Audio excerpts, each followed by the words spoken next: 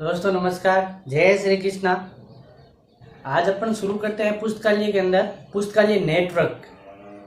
बच्चों ने कमेंट्स किया कि जो भी नेटवर्क है पुस्तकालय के वो एक बार उसको हमको बता दो, तो मैंने ये वापस एक नया टॉपिक लेके आया हूँ, पुस्तकालय नेटवर्क। पुस्तकालय नेटवर्क जो भी नेटवर्क है आज तक के भारत के अंदर और बाहर के जो चर्चित नेटवर्क है, मैं पूरा लिखूंगा आपको कौन कौन से नेटवर्क है। तो शुरू करते हैं अपन पुस्तकालय नेटवर्क।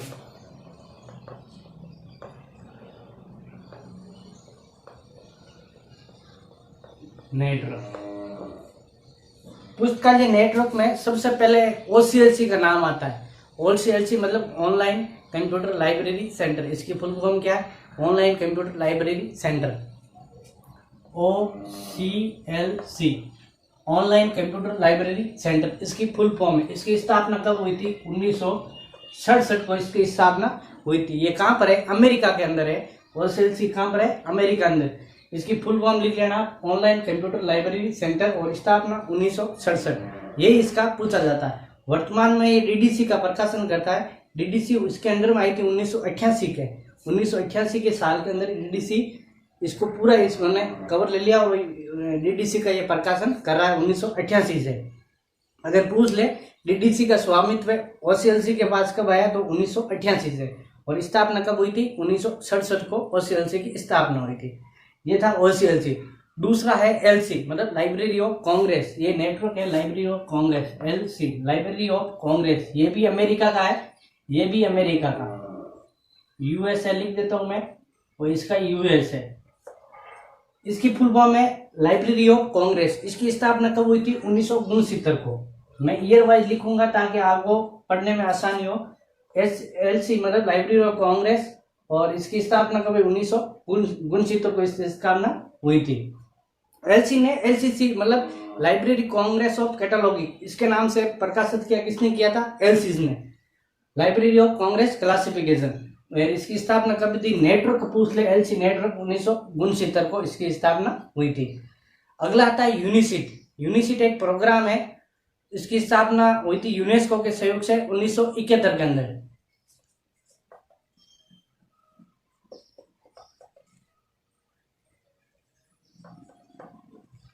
यूनिसिट 1971 को यूनेस्को के सहयोग से इसकी स्थापना हुई थी। यूनिसिट की स्थापना यूनेस्को के सहयोग से 1971 के अंदर हुई थी। यूनिसिट की अभी वर्तमान में ये बहुत सारी इसके अंदर शाखा है। और भारत के अंदर पूछ ले तो निशान, यूनेस्को के अंडर में कौन है? निशान, वो इस शाखा के रूप में कार्य करता है। तो यूनिसिट की स्थापना कब हुई थी? 1971 के अंदर इसकी स्थापना हुई थी। अगला नेटवर्क है अपने NIC नेट। इसकी स्थापना कब हुई थी? 1977 की। इसकी फुल फॉर्म क्या है? National information centre. National information centre ये भारत सरकार का है। National information centre network, national information centre network, और ये भारत सरकार का नेटवर्क है। जो भारत के अंदर जो भी गवर्नमेंट या गवर्नेंस के जो निकाय है उसके अंदर ये नेटवर्क का प्रदान करता है, उसके अंदर ये इसका डाटा होता है। और तो ये जो पंचायत स्तर पर इसी का डाटा होता है NIC नेट का। और गवर्नमेंट के जो सारे अधिकारियों है वो NIC नेट उपयोग करते हैं। और इसकी स्थापना कब हुई थी? 1977 की स्थापना हुई थी। अगला अपना जेनेट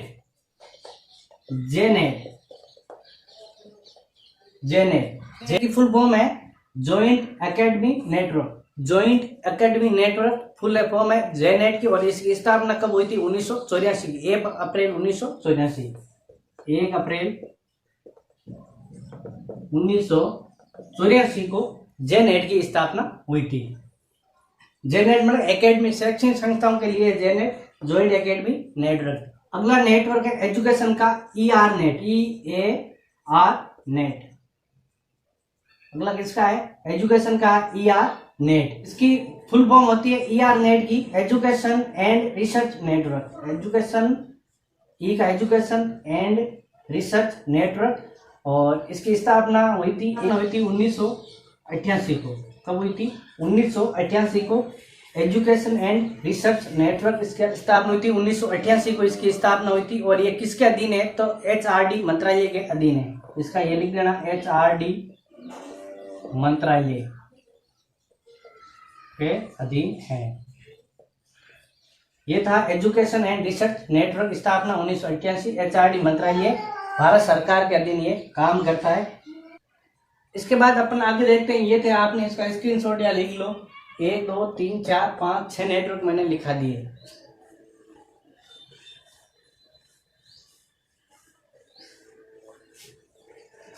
अगला है क्लिबर नेट, मतलब कलकत्ता लाइब्रेरी नेटवर्क। क्लिबर नेट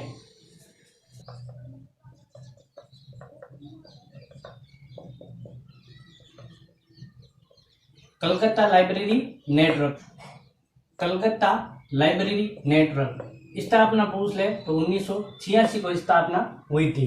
और डेल नेट की स्थापना, इसके बाद डेल नेट आएगा। क्वेश्चन बहुत बार आता है, सबसे पहले भारत के अंदर कौन से नेटवर्क की स्थापना हुई थी, तो ये इसके अंदर चलता है मतभेद के क्लिबर नेट की हुई या डेल नेट की। अभी ये अपने सोल्व हो जाए। क्लिबर नेट की स्थापना कब हुई थी? 1986 को इसकी स्थापना हुई थी।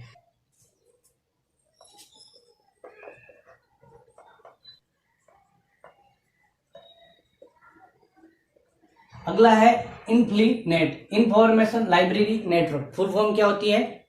Information library network. 3 अक्षरों का जोड़ा बना के इसकी फुल फॉर्म बनाई गई है, information library network. Information library network स्थापना पूछ ले तो 1991 के अंदर। इसके अंदर अपन डीप ले लेते हैं। ये स्वतंत्र रूप से कब कार्य करना शुरू किया? तो जून 1996 के अंदर स्वतंत्र रूप से कार्य करना शुरू किया।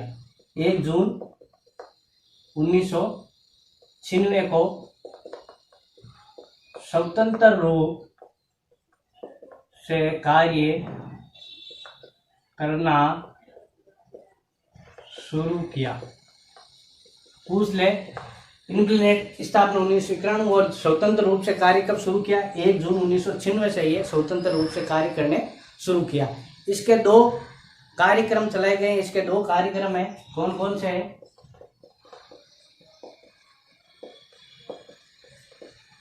फर्स्ट है प्लानर,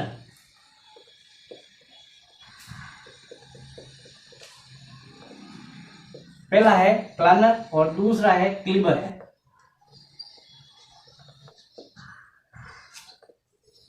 दूसरा है क्लिबर, CLAIBER। प्लानर की बात करें तो ये कब शुरू हुआ था? 2003 को। 2003 को अंदर प्लानर को शुरू किया था।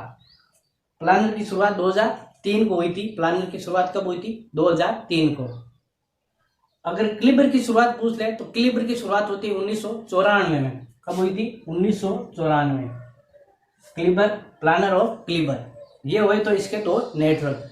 अगर क्लिबर की बात करें तो ये वर्ष में 2 बार इसका आयोजन होता है। क्लिबर है, इसका सम्मेलन वर्ष में 2 बार। ये एक बार ही होता है। ये क्लिबर वर्ष के अंदर 2 बार इसकी सम्मेलन होता है। क्लिबर का वर्ष में 2 बार। इन्फ्लुएंट का स्थापना 1991 जून 1996 को ये स्वतंत्र रूप से कार्य करना शुरू कर दिया। और इसके 2 कार्य में प्लानर और क्लिबर, प्लानर 2003 और क्लिबर 1994, ये इसकी विशेषता थी इन्फ्लुएंट की। अगला अपना DELNET, DEL, DELNET developing library network. पहले इसका नाम था दिल्ली। क्या नाम था? दिल्ली। अभी वर्तमान में डी का दिल्ली था पहले, अभी वर्तमान में डेवलपिंग लाइब्रेरी नेटवर्क। पहले था दिल्ली लाइब्रेरी नेटवर्क, वर्तमान में इसका नाम कर दिया था डेवलपिंग लाइब्रेरी नेटवर्क। इसका वर्तमान में नाम है। इसकी स्थापना कब हुई? तो स्थापना हुई थी 1988 को। और ये स्वतंत्र रूप से ब्रांड, इसीलिए क्लिबर नेट और डेल नेट के अंदर ये वही तो बात चलता है, क्योंकि स्थापना इसकी 1988 को। डेल नेट की स्थापना कब हुई थी? 1988 को। लेकिन ये स्वतंत्र रूप से 1992 के अंदर ये पंजीकृत किया गया था। और पंजीकृत करने के लिए सहायता किसने की थी? तो सहायता निशांत ने इसकी सहायता की थी। 1992 के अंदर ये पंजीकृत किया गया था, 1992 के अंदर। और इसकी सहायता उस समय किसने की थी? निशांत ने इसकी सहायता की थी। और वर्तमान में इनको दो संस्थाएं जो इसको फंड देती है, एक तो निशांत, एक NIC। ये 2 तरह की है संस्थाएं जो इसको अभी वर्तमान के अंदर फंड देती है।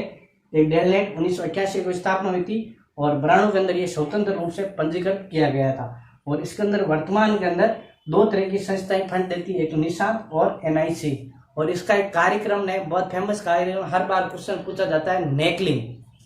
इसका कार्यक्रम नेकलिंग, NACLIN, नेकलिंग। अभी वर्तमान में ये इसका एक कार्यक्रम है नेकलिंग, NACLIN, नेकलिंग। डेलनेट का इंटरनेट के दो कार्यक्रम थे, प्लानर और क्लिपर। जो प्लानर 2003, क्लिपर 1994। डेलनेट का पूछ ले तो कार्यक्रम है नेकलिन, किसका कार्यक्रम है? डेलनेट का कार्यक्रम है। और ये वर्तमान में ACR2 कैटलॉग काम लेता है, AACR2 कैटलॉग की काम लेता है डेलनेट। डेलनेट का आ जाए तो वर्तमान में कौन सा नेटवर्क काम लेता है ये कैटलॉगिंग? तो ACR2 इसका कैटलॉगिंग के लिए प्रयोग लेता है। ये थे अपने 6 वो थे, और 7, 8 और 9, इन तीनों को अपने डीप में पढ़ा था। ये थे नेटवर्क 9। और लास्ट नेटवर्क है UGC इन्फोनेट। कब हुआ? 2002 को। UGC इन्फोनेट, और इसकी शुरुआत करी 2002 को UGC इन्फोनेट की शुरुआत करी गई थी। ये थे अपने आज के टोटल नेटवर्क, जो मैंने अच्छी तरह सब जिसके अंदर व्याख्या करने की आवश्यकता थी मैंने वो डीप में बता दी, व्याख्या आपको मैंने पूरे लिखाई। इसके बाद कभी कुछ नहीं जाता, ओल्ड पेपर को आधार रख के मैंने ये पूरे नेटवर्क बनाया था। जो भी नेटवर्क है मैंने अच्छी तरह बता दिया। इंटरनेट और डेलनेट का बहुत बार पूछा जाता है, इसके लिए मैंने इसको डीप के अंदर बता दिया, इंटरनेट और डेलनेट। ये थी आप आज की अपनी क्लास, जिसके अंदर मैंने पूरा नेटवर्क बता दिया आपको, कौन कौन से नेटवर्क है भारत के अंदर और विश्व के अंदर सबसे पहले किसकी शुरुआत हुई थी, ये अपने अच्छी तरह समझ लिया। जिसके अंदर इंटरनेट और डेलनेट, अब के अंदर इसको डीप के अंदर पढ़ा। एक बच्चे ने क्वेश्चन पूछा था, भारत इंडिया का कंसोर्टिया था एक INDEST,